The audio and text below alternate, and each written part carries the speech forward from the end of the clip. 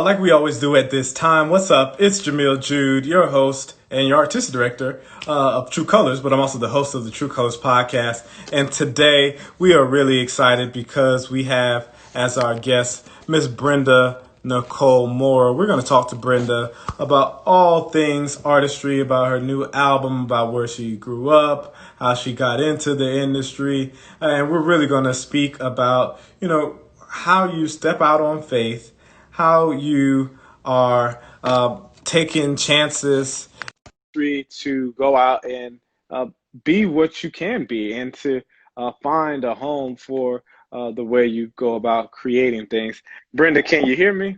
I can hear you. All Yeah. right, y'all. So we're going to act like this is the first time, but for those of you all who are able to rock with us, you know that we had a little technical issues, especially on my end, where people could not hear me. Guys, in the comments, please let us know if you cannot hear me. Please let me know. Brenda, for the people, tell us a little bit about yourself, where you came from, where you went to high school, and really, when did you start singing?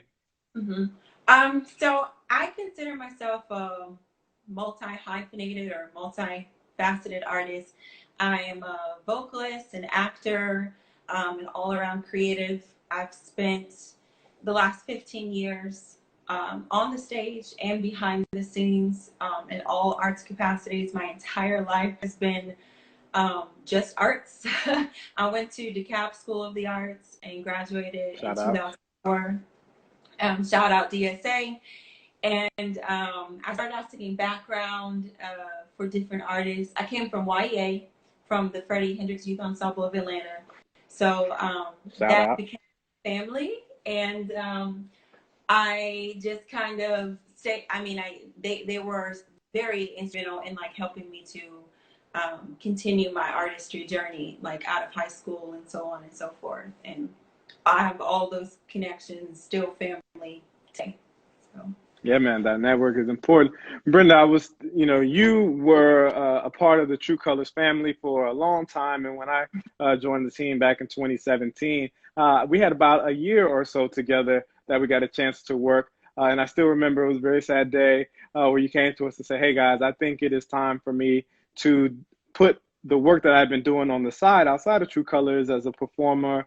I really want to make that my full-time vocation. And we were in support of you 100% of the way, but I'm sure that had to be scary.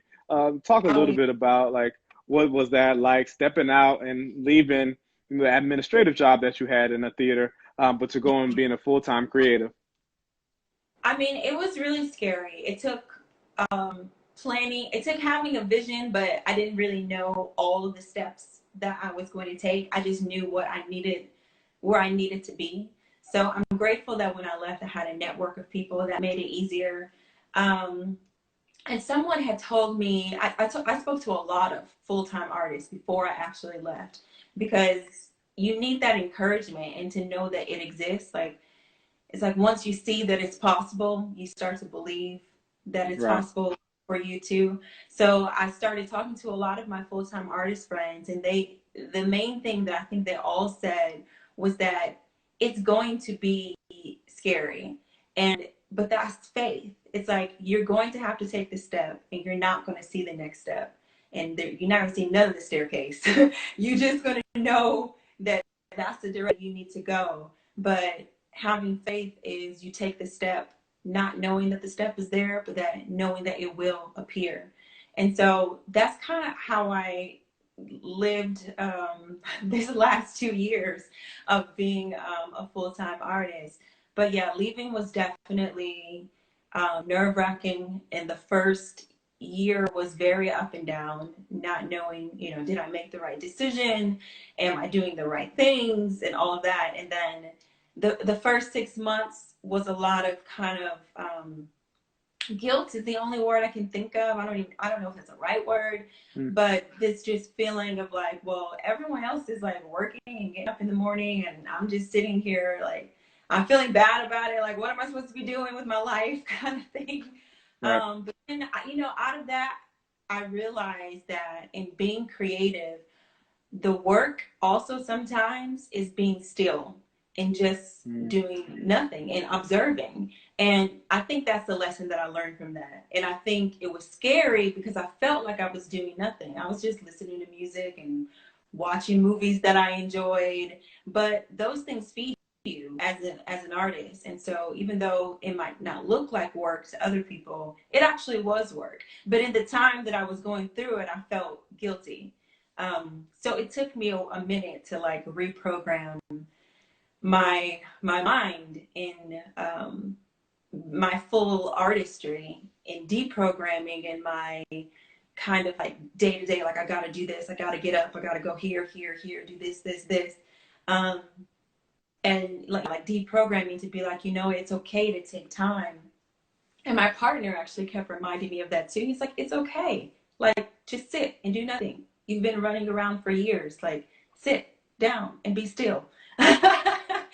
And I'm grateful that I got the opportunity to be able to do that. But again, like I said, that came with planning for me to be able to do at least that. Like I had saved enough money where if I didn't do anything for 6 months and I never worked, I would not be homeless. So Right, right. that was an important part of it for sure. Right, right. You know, you said a couple of things that I love that I want to hit on all of them. The first one that you said is that, hey, like I didn't have the full picture of it before I stepped out. I had enough. I took care of myself financially. I was like, okay, I can extend myself for this amount of time. You know, I've been doing the work. I've been putting in the work. So I believe that, you know, once I can dedicate myself to it full time, that it will pay dividends. But you didn't have the whole thing put together. So you did take a chance. So I really Okay. appreciate you saying that because I think a lot of people, regardless of the season in your life, you know, understanding that like, you know, you may not have all 10 pieces, but you know, if you feel like, okay, if I step out, the other four will come together. I think that's an important thing for people to hear. Right. You know, Yeah. the second thing you mentioned, Brenda, too, was that you had a network, right? Like, and that you were able to lean on some people. You were able to ask people questions. Like, you just didn't just go blindly. You said, hey, all right, let me go do the research. How are other people making this thing work? What can they Mhm. teach me? What can I learn? And you being a student of the world, as somebody that, you know, just because I know you personally, I know that it's something that you believe in, that wisdom comes from so many different places. I appreciated you saying that you did that as well. The Yeah. last thing that you mentioned that I really want to get on is this idea of rest and how important it was just to kind of get off that hamster wheel, right? Like so many times as artists, we're like, we got to go, we got to go, we got to go. And if we're not working, we're getting further behind, we're getting further behind. And like, Yeah. I know I've been guilty of that so many times in my life. And why, you know, I'm trying to be super intentional about rest to the point where I finally start a vacation Yeah. tomorrow. But you know, I need you right now to just do me a favor. So I need you to tell Lauren, my wife, that when she sees me playing video games, just tell her that that's actually work. All right, that I'm I working, play games, Lord. that I'm actually working. But Brenda, let's talk about rest because I don't think we talk about that enough. Like you said that you were feeling some guilt, and I think any artist who isn't like working, but how has this quarantine or even just the last 2 years, what has it taught you about rest? Yeah, rest is so important, especially, I mean, it's important for everybody, but I think in being an artist, rest is part of your work because you can't be creative if you don't have the energy or the inspiration or the motivation to go and go forward. So sometimes rest can be watching a movie. Sometimes it can be going to see a play. Sometimes it can be just listening to, you know, other people's Instagram videos of them putting out music or whatever. You know what I mean? Like it doesn't have to be this active thing where I am working. You know what I mean? Rest is important because we need that to fuel us. If you just keep going, your body is made to have rest. It's not made to keep going. Like when you rest, your cells, you know, do all kinds of things. Your body replenishes itself and all these things. So it's definitely important. I think in the time of COVID right now, a lot of people who needed rest and maybe didn't know it or know that they needed it are getting the rest, whether you know was welcomed or not. We're being forced to take a rest, and I think that's important and necessary. Definitely necessary. Guys, my guest today is Miss Brenda Nicole Moorer. We are talking about her life and career, how she got started. She's been an artist all her life. She was seasoned at DSA and through YEA. And now, we find her as a multi-hyphenate artist. I was lucky enough to cross her paths as an arts administrator at TrueColors, but now she is fully embracing her full-time creative life. And one of the recent creative outputs of your time and your career is your new album. Speak to the new album. Congratulations on dropping some visuals with it and a live, some live performance, a live concert with it. Just talk to the people about this new work. Yeah, so I put out a new record called Marrow, and it took about 2 years to make it. I wanted it to be a collaborative project and with Atlanta-based artists. So there's about 20 creatives from Atlanta involved in the project. When I was writing it, I kept, as I said, was like searching for not purpose, because I knew what my purpose was, but figuring out how to get clear on how to get there. And so I just kept coming back to this feeling of like wanting to be grounded and like wanting to be at the core of who I am, figuring out who that is. And so when we were writing songs for the record, we started calling that thing marrow, like bone marrow, or of your cell network in your body. And we couldn't shake it. It just kind of stuck. And so that kind of became the basis of what the whole record is about. So there's songs like Find Your Way was the first single. And really it's an encouragement to everybody that like no matter what path you take, if you know what your purpose is and your intentions are good, you're gonna end up where you're supposed to. Just because the universe is set up that way. If you put it out there, it's going to come back to you. I fully believe that I have so many examples in my life where, things could have been really bad, but you put it out there what you want and it comes back to you the way that it should. So the record is called Marrow. It was produced by Troy Miller, who I actually sought out on Instagram. So thanks, Instagram. I was listening to Lauren Bola at the time, who I love a lot, and Gregory Porter. And I was like, you know what? Why don't I just find the person who produced these people and see if he would produce me? And, it was a crazy thing. Like someone had asked me, like, what makes you think like you have the audacity just to ask someone who does not know you at all if they would do this for you? And I don't know. I think it goes back to the like blind faith thing. It's kind of like if you believe it and you just do it. I mean, the worst thing that can happen is the person would say no. So that's no sweat off my back. You say no. Okay, great. Whatever. Keep moving. But back where you started anyway. Yeah. But luckily he said yes. And right now he's like producing Diana Ross, which is insane. He's one of the top producers in London, in the London Symphony Orchestra and the Metropole Orc Fest. He conducts for those places. And so he came here from London and produced the record. He's the only person not from Atlanta involved in the record. Everyone else is Atlanta-based. And that was important to me because I feel like Atlanta is fully responsible for making me the artist that I am, for giving me the opportunities, the time, the space, the resources to grow as an artist. So it was important to me to make sure I used Atlanta artists in the making of this project and making it be collaborative. So yeah.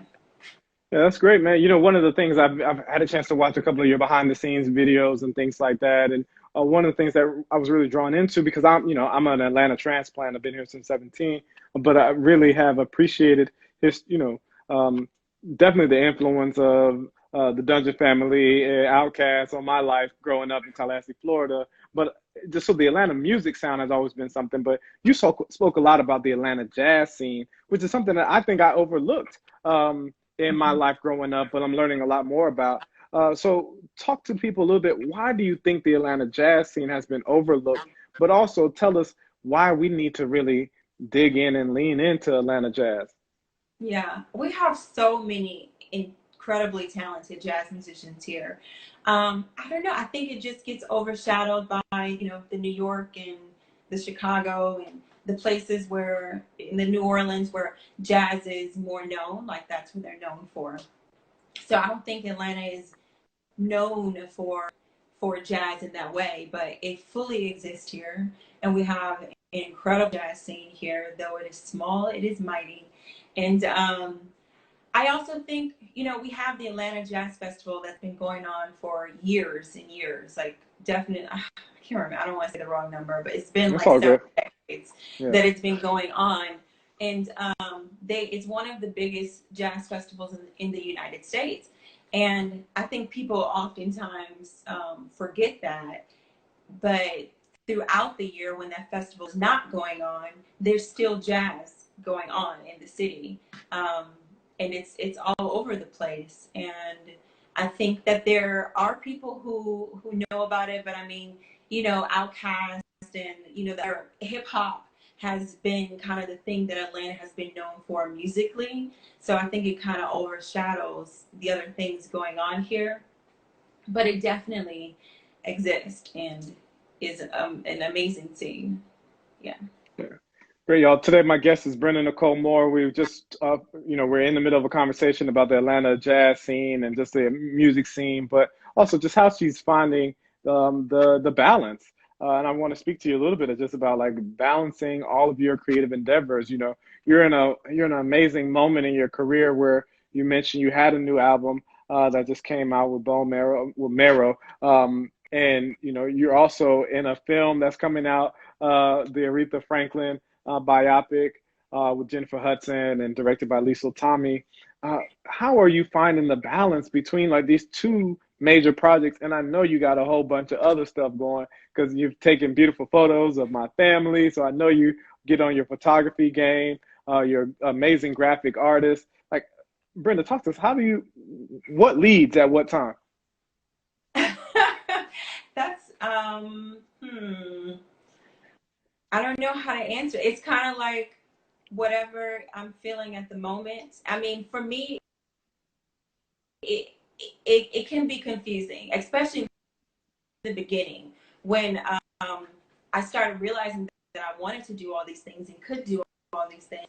But people are saying, "Well, which one are you? Well, what do you do? Do you do graphic?" Which like, and I think I've had several when I was younger tell me like, you can only do one thing. Like you can only be good at one thing. And Mm, I kind of feel like I had to redefine my own artistry to say, no, that's not true. Like we can do a lot of things. And really all artists are a lot of things. I don't know any artist that just does one thing. They might not promote the other things that they do.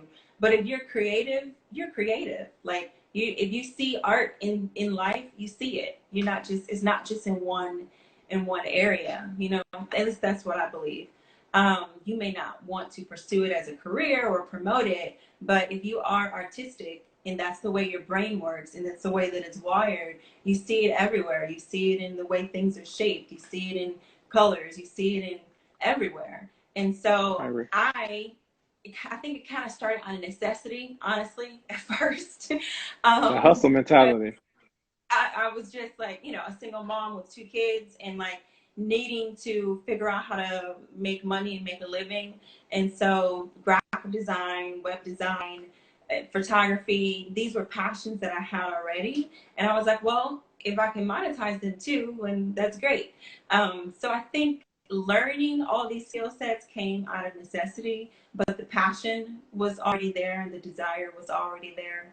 Um, I think at the root of what I am is an actor singer. Like that has been the the through line through my whole life. Like even when I was little, my dad would write down the scenes between Dr. Huxtable and Rudy and like have me do the scenes with him. Like I'm like 6 years old and I have these memories.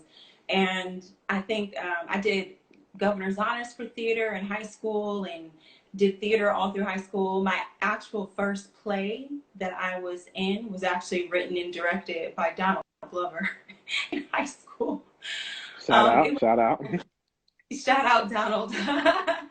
It was called Yard Eggs, and that I think and music had been like the thing that has been truly consistent throughout my whole life.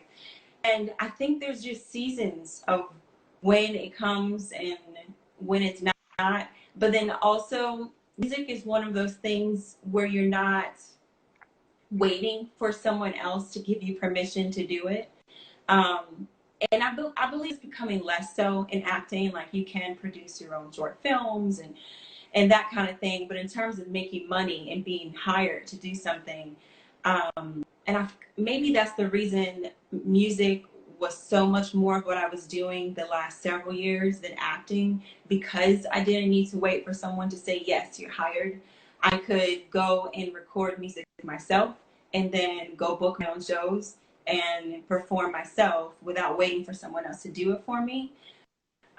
Whereas you go on these auditions, you have to wait for a yes before you can do it.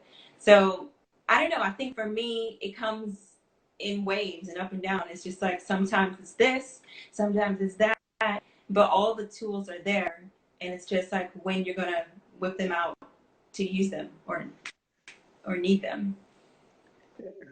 Yeah, I have a mentor of mine. He always talks about kind of like that lifestyle as being a layer cake lifestyle, where every day you're just kind of baking the cake and you're putting your different skills and your different interests into a cake, so that when you slice into them, you've been working on your acting, you've been working on your music, you've been working on your graphic design, because today I need that slice.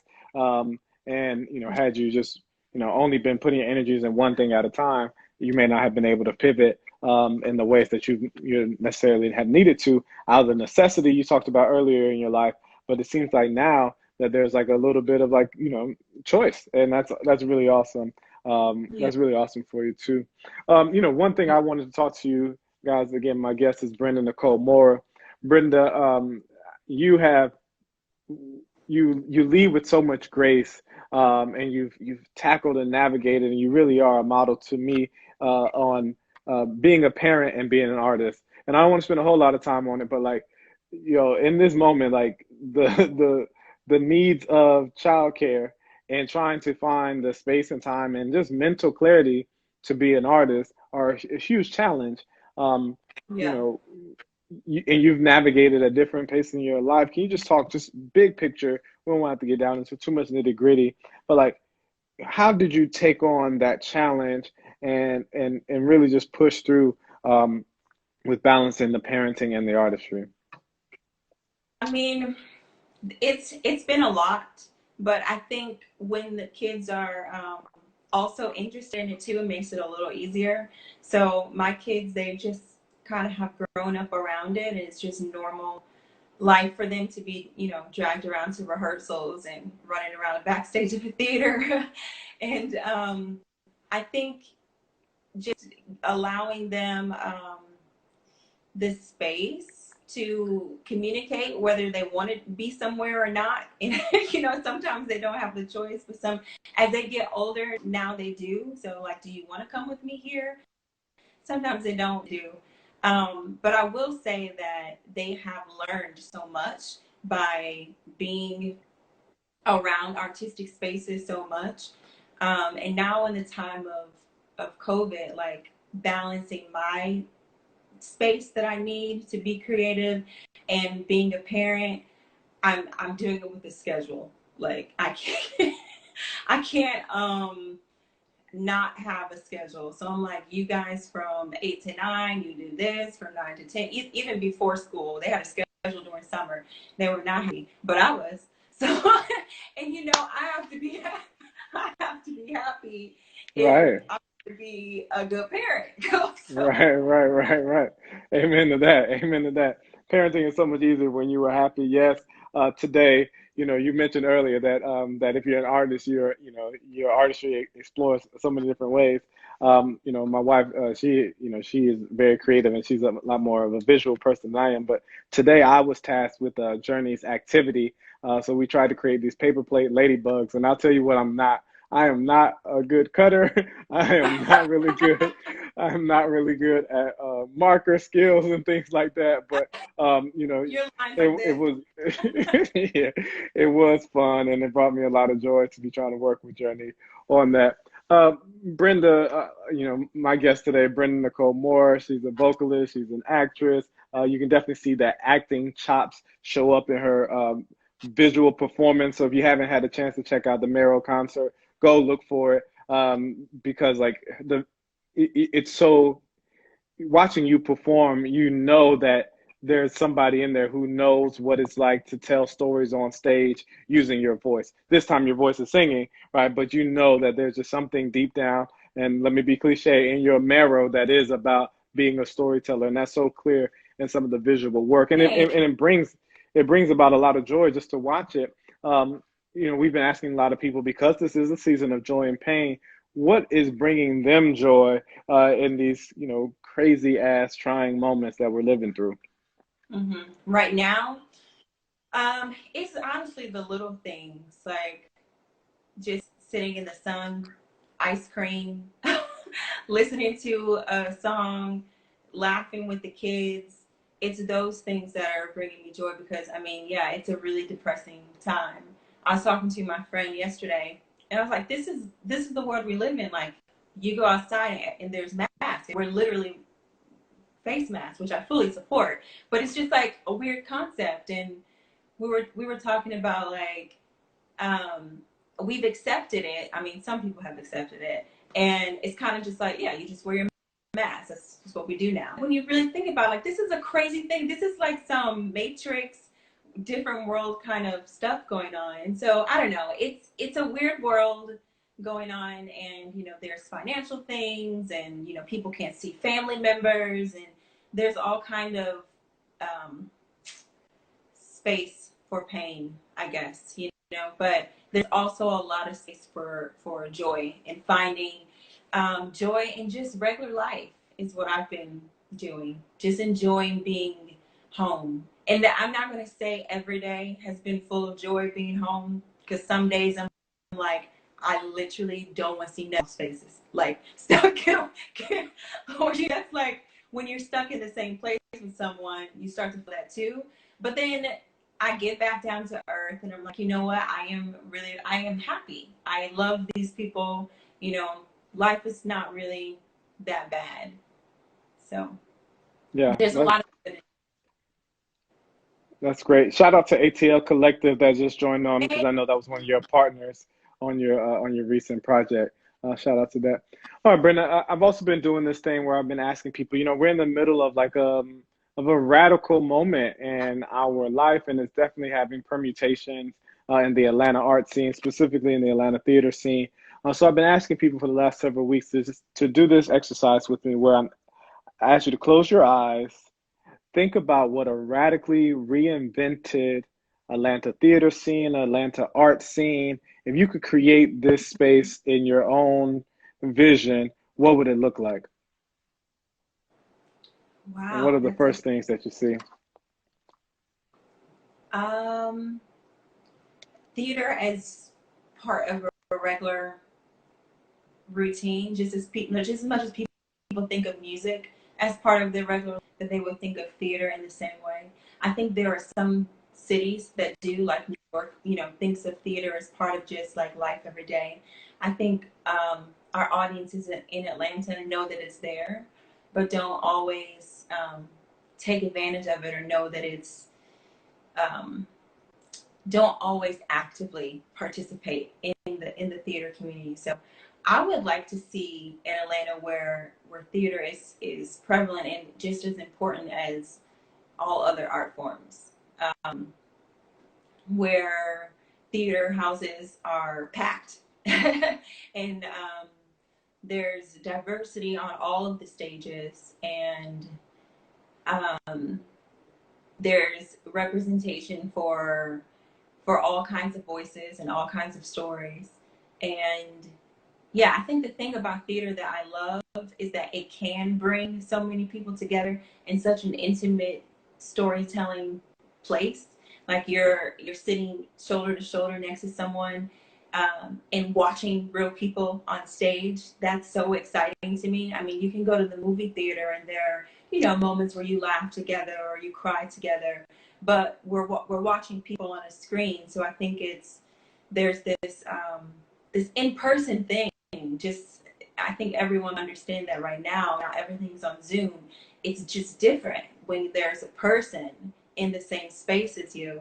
So I guess that's the magic of theater, is what they call it. But I think there's something, really special about sitting next to a human being, watching a live human being on a stage, sometimes say uncomfortable things, or sometimes say really honest things, or sometimes say really funny things, or, things that this person, it may resonate with them, but the person next to it's resonating differently, or now they're thinking about it differently, and all those things that change in that way. And that's literally why I love theater. And makes me so excited, honestly.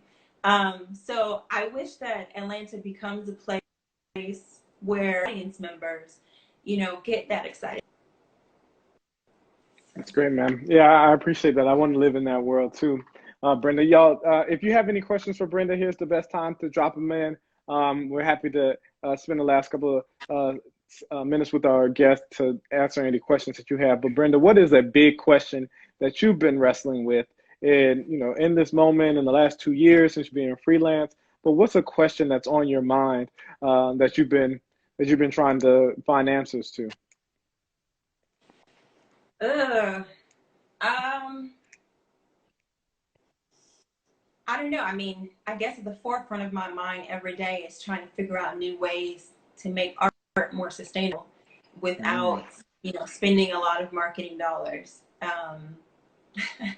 But my mind is, as much as I am a creative, my mind is also that much on the business side of things. So I'm always thinking both ways. You're an arts admin, girl. So yeah, always trying to figure out ways to make it more sustainable. And I think asking those kind of questions is how I ended up getting my album funded in the way that I did, with it being fiscally sponsored and getting tax deductible donations to go towards the album, because I was sitting there thinking of questions like that. But yeah, that's always a question on mine, especially right now when there's no clear return on live music or theater right now, or live entertainment, period. So yeah, the question is, how do we be sustainable in this time where we can't have live interaction, and knowing that we can have internet and Zoom and those kind of interactions, but how do you combat the oversaturation of that? Because now it's like live, everywhere, so many things, and it's like you want to be in all of these places, but then the sheer nature of the amount that you can attend online is massively bigger than what you would actually be able to attend in real life. I mean, in real life, there's a few events going on in your city on a daily basis, but now we have like a million events going on every day that you can be at. You can go and pick and choose and be at all of them. So yeah, trying to figure out how do you exist in this new landscape. I don't know the answer to that. Oh yeah, no. I just wanted you to raise the question. Like, I didn't want you to answer your own question. I mean, like, listen, I'm happy to be the facilitator of a live processing session, but yeah, I think you're absolutely right. There is so much out there right now. How do you stay present with it all? But like the things that we've talked about, also the need to rest. Because I'm not traveling, I don't have any travel time between meetings, so I go right from one to the next to the next. And I have found that my days are a lot longer too. Yeah, they're here. Yeah. So you're asking all the great questions, and it's unsurprising. It's unsurprising that you, Brenda Moorer, would be asking big questions about art and in this moment, and using both sides of your amazing brain and career, that administrative side that you have a master's in, and this lifelong love of performing is not surprised that these are the things that you're asking. Guys, I'm so happy to have had a couple of minutes with a good friend, Brenda Nicole Moorer. I hope that you all enjoyed this conversation. But more importantly, I hope that you guys go check out her work. Brenda, where can people find you, and can they find your music and all the creative stuff that you've been doing? You can find my music online at my website, brendanicole.com. You can follow my Instagram. I'm always posting what I'm doing on there. All of the social media accounts, all of them have what I'm up to all the time. Hey, lady. Hi. So yeah, that's the best way to follow me. And then I also am in Respect, coming out now in January because it keeps being moved. But Respect, the Aretha Franklin biopic, coming out in January, so you can see me there in theaters everywhere. Man, Brenda Nicole Moorer in theaters everywhere, coming soon when we get back to live stages near you. But in the interim, go check out her work. She shouted out her social media handles at Brenda Nicole Moorer. Go find her, go find her, go find her. Brenda, thanks for kicking it with me. Thank you. This was so much Have a fun. have a good rest of your day.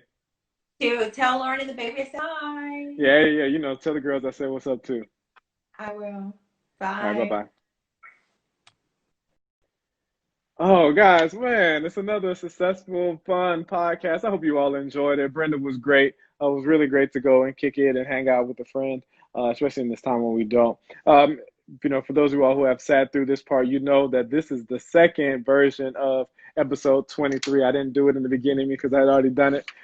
We had some technical issues in the beginning, but we were able to get those worked out. At the beginning of the podcast, which was probably not even good podcasting anyway, I spoke a little bit about what's happening in the world, and I'm tired of saying that my thoughts are with the families that have been victims of police violence. I'm really sick and tired of that shit, to be honest with you. But in this season where we're celebrating joy and pain, we are recognizing that is a part of life. So just as much frustration as I have been experiencing with the immediate aftermath of Mr. Blake's shooting in Kenosha, Wisconsin, it filled me with joy to not have basketball last night.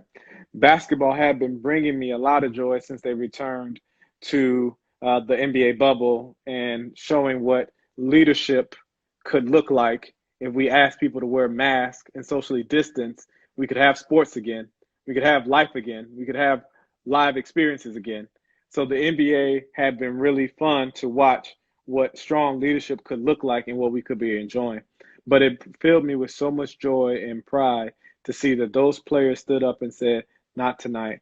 Tonight, we want the focus to be on the issues that we're talking about. Those WNBA players, how powerful was it for them to spell out Mr. Blake's name with their shirts, but to add the additional imagery of having 7 bullet holes on the back of their shirts? The WNBA has been leading, and we always know women lead in our country, but the WNBA has been stepping up. And I'm really, really thankful to them. Shout out to Naomi Osaka as well, who decided not to play tennis.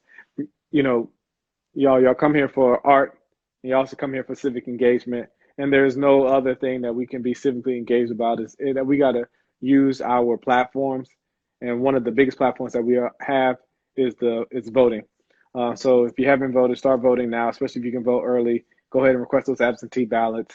In the interim, wash your hands, wear your mask, socially distance. I miss you all, and I can't wait to welcome you all back into the Southwest Arts Center in the city of South Fulton.